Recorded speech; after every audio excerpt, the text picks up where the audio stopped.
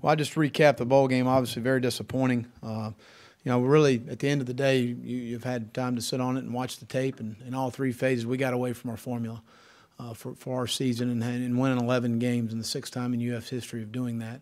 And that was, not as good defensively. Obviously, very poor on third down, created by a quarterback that had legs, was able to extend some plays, displaced in pass rush, didn't cover as well. They were able to keep drives alive. You look in the first half, that was the telltale of the first half for us defensively was third down. Offensively, got away from running the ball and playing the physical style we play with, and that's that was on my shoulders. I told Brent to pick up the tempo on some things. I felt like we needed to create some energy for our team in the game and some momentum. And we got away from what won 11 games, and we pressed a little bit in special teams. Andre's kickoff return was fantastic, run well and executed well and blocked well. But we really did nothing other than the game to positively affect the outcome of the game, as far as that's concerned in special teams. So, again, turnover margin, we lost 2 of them in the entire season, and we lost both games.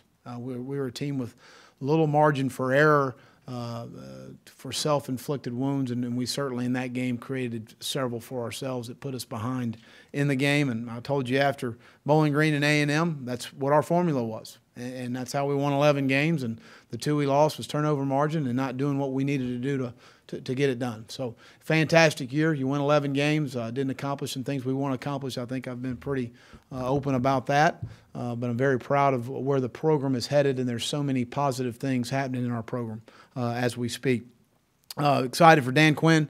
I appreciate the foundation he laid here at the University of Florida. Defensively, he's an outstanding coach and an outstanding friend, and a guy that's going to be very successful at Seattle. That was probably the only job he would have left here for, because his relationship with John Schneider, the general manager at Seattle, and his relationship with Pete Carroll. They worked together there in Seattle, and that was I knew that would be a possibility if those chain of events happen. And happy for Dan and Stacy. And again, I really appreciate the foundation he helped lay for us here.